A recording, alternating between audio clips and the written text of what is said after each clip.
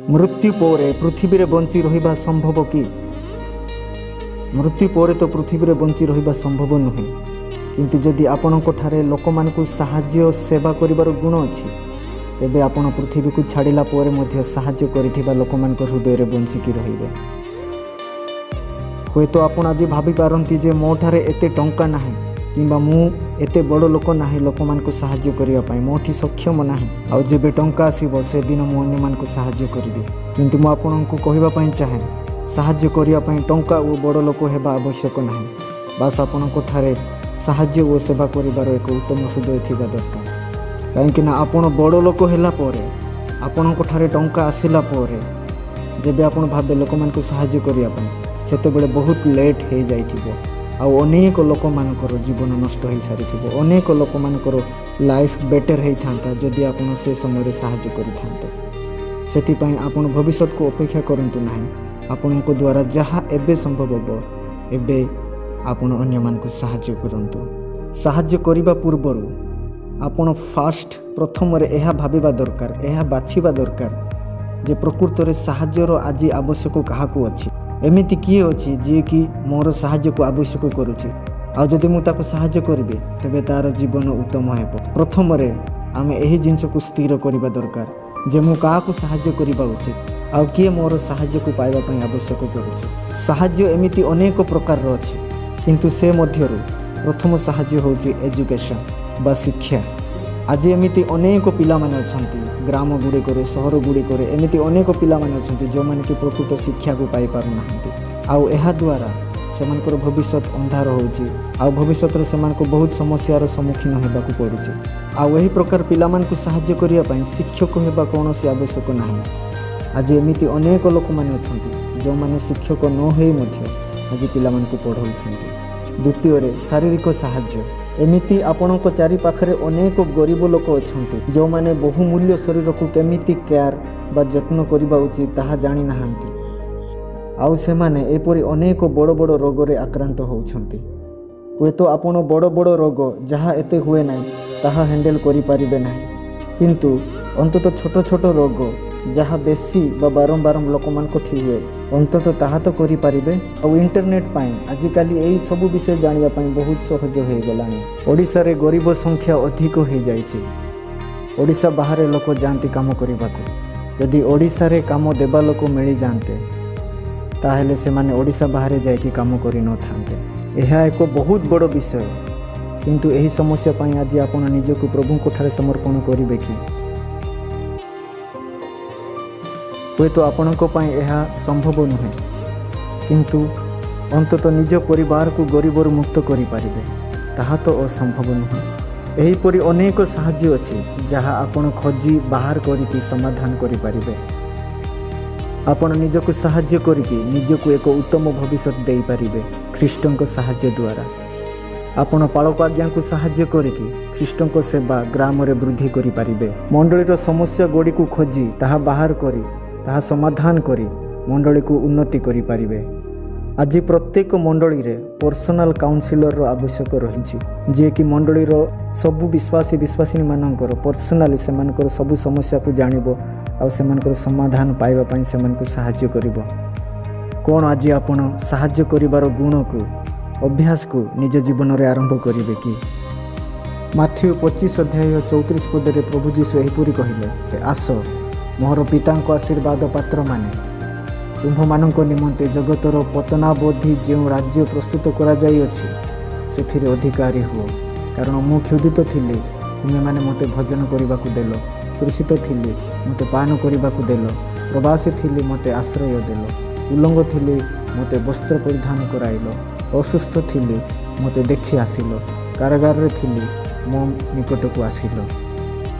सेथिरे धार्मिक माने ताहांकु उत्तर देबे, हे प्रभु केबे आम्भे माने आपणको क्षुधित देखि आहार देलु अबा तृषित देखि पान करिबाकू देलु, आउ केबे आपणको प्रवासी देखि आश्रय देलु किंबा उल्लंघ देखि वस्त्र परिधान कराइलु, आउ केबे आपणको असुस्थ अबा कारागारस्थ देखि आपणको निकट को गलु।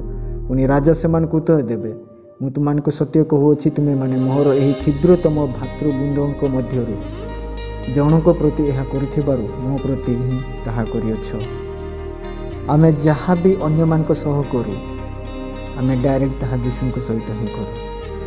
ଯଦି ଆପଣ ଅନ୍ୟମାନଙ୍କୁ ସେବା କରୁଛନ୍ତି, ଅନ୍ୟମାନଙ୍କ ପାଇଁ କିଛି ମଙ୍ଗଳ କାର୍ଯ୍ୟ କରୁଛନ୍ତି, ତେବେ ଆପଣ ଯୀଶୁଙ୍କୁ ସାହାଯ୍ୟ କରୁଛନ୍ତି। ବଡ଼ ସୁଯୋଗ ସାହାଯ୍ୟ କରିବା ପାଇଁ କେବେ ନାହିଁ କେବେ ଆସିବ, କିନ୍ତୁ ଛୋଟ ଛୋଟ ସାହାଯ୍ୟ ଆପଣଙ୍କର ଚାରିପାଖରେ ଅଛି। ଆପଣଙ୍କର ଚାରିପାଖର ଲୋକମାନେ ଛୋଟ ଛୋଟ ସାହାଯ୍ୟ ଆପଣଙ୍କୁ ମାଗୁଛନ୍ତି। କ'ଣ ଆଜି ଆପଣ ସେମାନଙ୍କୁ ସାହାଯ୍ୟ କରିବେ କି? ଏକ ଉତ୍ତମ କଥାବାର୍ତ୍ତା, ଏକ ଉତ୍ତମ ବ୍ୟବହାର ଯାହା ଅନ୍ୟମାନଙ୍କୁ ଦେବା ଦ୍ୱାରା ଆମେ ଅନ୍ୟମାନଙ୍କୁ ସାନ୍ତ୍ୱନା ଓ ଶାନ୍ତି ଦେଇଥାଉ। ସବୁବେଳେ ସାହାଯ୍ୟ କରିବାର ହାତ ରଖନ୍ତୁ। ହୁଏତ କେବଳ ଆପଣଙ୍କର ହିଁ ଏକ ହାତ ଥିବ ଯାହା ଅନ୍ୟକୁ ସାହାଯ୍ୟ କରିପାରିବ। ଅମର ହୋଇ ରହିବାର ଏକ୍ସରସାଇଜ୍ ହେଉଛି ଅନ୍ୟମାନଙ୍କୁ ସାହାଯ୍ୟ କରିବା। ଆପଣ ଦିନେ ପୃଥିବୀକୁ ଛାଡ଼ିବେ ସତ, କିନ୍ତୁ ଲୋକମାନଙ୍କଠାରେ ବଞ୍ଚିକି ରହିବେ। ସେହି ବ୍ୟକ୍ତି ହୁଅନ୍ତୁ ଯେଉଁ ବ୍ୟକ୍ତିକୁ ଈଶ୍ୱର ଆଜି ଖୋଜୁଛନ୍ତି ବ୍ୟବହାର କରି ଲୋକମାନଙ୍କୁ ସାହାଯ୍ୟ କରିବା ପାଇଁ। ମୁଁ ଧନୀ ହେଲେ ସାହାଯ୍ୟ କରିବି, ଏହି ଭାବନା ଯୋଗୁଁ ଆଜି ଆମେ କାହାକୁ ବି ଛୋଟ ସାହାଯ୍ୟ ବି ଦେଇପାରୁନୁ। ଟଙ୍କା ସାହାଯ୍ୟଠୁ ବି ଅଧିକ ଇମ୍ପୋର୍ଟାଣ୍ଟ ସାହାଯ୍ୟ ହେଉଛି ଜଣକୁ ସାନ୍ତ୍ୱନାର କଥା କହିବା। ସେ ଯଦି ପ୍ରୋବ୍ଲେମରେ ଅଛି, ସମସ୍ୟାରେ ଅଛି, ତାକୁ ଡାକି ନିରବରେ ତା ପାଇଁ ପ୍ରାର୍ଥନା କରିଦେବା, ତା'ର ସମସ୍ୟାକୁ ଶୁଣିବା, ତା'ର ପ୍ରୋବ୍ଲେମର ସମାଧାନକୁ ବାହାର କରିଦେବା। ଆପଣ ଭାବୁଥିବେ ଏଇଟା ବହୁତ ଛୋଟ ଛୋଟ ସାହାଯ୍ୟ, କିନ୍ତୁ ବେଳେବେଳେ ଛୋଟ ଛୋଟ ସାହାଯ୍ୟ ହିଁ ଜଣଙ୍କର ଭାଙ୍ଗି ଯାଇଥିବା ହୃଦୟକୁ ସୁସ୍ଥ କରିଦେଇପାରେ। ଦୁନିଆର ଏକ ସତ୍ୟ, ସମସ୍ତେ ଭଲ ଲୋକକୁ ଖୋଜୁଛନ୍ତି, କିନ୍ତୁ କିଏ ବି ନିଜକୁ ଭଲ ଲୋକ ବନେଇବା ପାଇଁ ଚାହୁଁନାହାନ୍ତି। ଆପଣ ନିଜକୁ ଭଲ ବନାନ୍ତୁ। ହୁଏତ ଖୋଜୁଥିବା ଲୋକ ଆପଣଙ୍କୁ ପାଇକି ଈଶ୍ୱରଙ୍କୁ ଧନ୍ୟବାଦ ଦେବ ଯେ ଆଜି ତା'ର ସ୍ୱପ୍ନ ପୂର୍ଣ୍ଣ ହେଲା। ବେଳେବେଳେ ନିଷ୍ଠୁର ପରିସ୍ଥିତି ଗୁଡ଼ାକୁ ଦେଖି ଆପଣ ଆଶ୍ଚର୍ଯ୍ୟ ହେଉଥିବେ ଯେ ସମସ୍ତେ ଜାଣିଛନ୍ତି ହେଲେ କିଏ କିଛି କରୁନାହାନ୍ତି କାହିଁକି? କିନ୍ତୁ ମୁଁ ଆପଣଙ୍କୁ କହିବା ପାଇଁ ଚାହେଁ, ଆପଣ ହେଉଛନ୍ତି ସେହି ବ୍ୟକ୍ତି ଯିଏକି କିଛି ସେମାନଙ୍କ ପାଇଁ କରିବ। ଆମେ ଯଦି ଜଣେ ଅନ୍ୟ ଜଣକୁ ସାହାଯ୍ୟ କରିବା, ତେବେ ଦୁର୍ଭାଗ୍ୟ ଶବ୍ଦ ଆମ ଚାରିପାଖରୁ ଲିଭିଯିବ। ଯାହାଙ୍କଠାରେ ଅନେକ ସମ୍ପତ୍ତି ଅଛି ସେ ପ୍ରକୃତରେ ଧନୀ ନୁହଁ। ପ୍ରକୃତରେ ଧନୀ ସିଏ ଯିଏ ଅଧିକ ଦିଏ। ଅନ୍ୟମାନଙ୍କ ଠାରୁ ଆପଣ ଯାହା ବି ପାଇବା ପାଇଁ ଚାହୁଁଛନ୍ତି, ତାହା ପ୍ରଥମେ ଆପଣ ସେମାନଙ୍କୁ ଦିଅନ୍ତୁ। ଯେମିତି ବାଇବଲରେ ଲେଖା ଅଛି, ଦିଅ ତାହେଲେ ତୁମକୁ ଦିଆଯିବ, ଯାହା ବୁଣିବ ତାହା କାଟିବ। ଆପଣ ଧାନ ବୁଣିକି ଗହମକୁ ପାଇବା ଆଶା କରିବା ଉଚିତ ନୁହେଁ।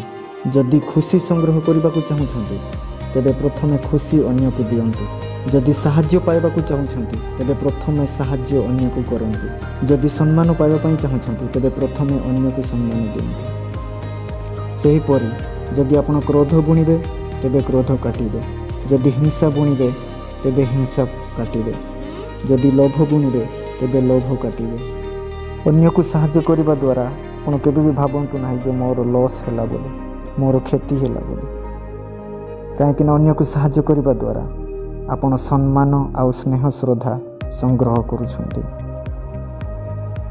ଖୁସି ବା ଆନନ୍ଦ ହେଉଛି ଟଙ୍କାଠୁ ବି ଅଧିକ ଇମ୍ପୋର୍ଟାଣ୍ଟ। ହୁଏତ ଆପଣ ଟଙ୍କା ଅଧିକ ପାଇପାରିବେ, କିନ୍ତୁ ଖୁସି ଆନନ୍ଦ ପାଇପାରିବେ ନାହିଁ। ଆଉ ଆଜି ମୁଁ ଆନନ୍ଦର ବା ଖୁସିର ସିକ୍ରେଟକୁ ମୁଁ ଆପଣଙ୍କ ସହିତ ସେୟାର କରିବାକୁ ଯାଉଛି। ଆପଣ ଯଦି ଏହି ପୃଥିବୀରେ ପ୍ରକୃତ ଆନନ୍ଦକୁ, ଖୁସିକୁ ଯଦି ଖୋଜୁଛନ୍ତି, ତେବେ ଅନ୍ୟମାନଙ୍କୁ ସାହାଯ୍ୟ କରନ୍ତୁ। ଆପଣ ସେହି ଖୁସିକୁ ପାଇଯିବେ। ଆପଣ ଯେତେ ବଡ଼ ବୟସ୍କ ବ୍ୟକ୍ତି ବି ହେଇଥାନ୍ତୁ, ଯଦି ଆପଣ କାହାକୁ କେବେ ସାହାଯ୍ୟ କରିନାହାନ୍ତି, ତେବେ ଆପଣ ଏହି ପୃଥିବୀରେ ପ୍ରକୃତ ସ୍ନେହ ପ୍ରେମକୁ ଅନୁଭବ କରିନାହାନ୍ତି। ନିଜେ କେତେ ଖୁସିରେ ରହୁଛନ୍ତି ତାହା ଯଦି ଜାଣିବାକୁ ଚାହୁଁଛନ୍ତି, ତେବେ ନିଜକୁ ଅନ୍ୟମାନଙ୍କୁ ସାହାଯ୍ୟ କରିବାରେ ହଜେଇ ଦିଅନ୍ତୁ। ଦେଖିବେ ଆପଣ ନିଜକୁ ଲୋକମାନଙ୍କ ମଧ୍ୟରେ ପାଇବେ। ଆପଣ ଯଦି ଖୁସିର ପାହାଚରେ ଉପରକୁ ଉଠିବାକୁ ଚାହୁଁଛନ୍ତି, ତେବେ ସାହାଯ୍ୟ କରିବାର ପରିମାଣକୁ ବଢ଼େଇ ଦିଅନ୍ତୁ। ଆପଣ ଯଦି ଘଣ୍ଟାଟେ ପାଇଁ ଖୁସି ପାଇବାକୁ ଚାହୁଁଛନ୍ତି, ତେବେ ଅନ୍ୟକୁ କିଛି ଗିଫ୍ଟ ଦିଅନ୍ତୁ। ଆଉ ଯଦି ଆପଣ ଜୀବନସାରା ପାଇଁ ଖୁସି ପାଇବାକୁ ଚାହୁଁଛନ୍ତି, ତେବେ ଅନ୍ୟକୁ କିଛି ସାହାଯ୍ୟ କରନ୍ତୁ। ଆଉ ଶେଷରେ ମୁଁ ଏହା କହିବା ପାଇଁ ଚାହେଁ, ଯେତେବେଳେ ଯୀଶୁ ଲୋକମାନଙ୍କୁ ସୁସ୍ଥ କରୁଥିଲେ, ସେତେବେଳେ ସେ କହୁଥିଲେ ଯେ ମୁଁ ସୁସ୍ଥ କରିଅଛି, ଏହା ଅନ୍ୟମାନଙ୍କୁ କୁହ ନାହିଁ। କିନ୍ତୁ ସେମାନେ ଯେତେବେଳେ ଗ୍ରାମରେ ଫେରି ଯାଉଥିଲେ, ସେମାନେ ଯୀଶୁଙ୍କ ବିଷୟ ହିଁ ଅଧିକ ପ୍ରଚାର କରୁଥିଲେ। ତ ଆଜି ଆପଣ ଏହି ବାକ୍ୟରୁ କିଛି ଶିଖନ୍ତୁ।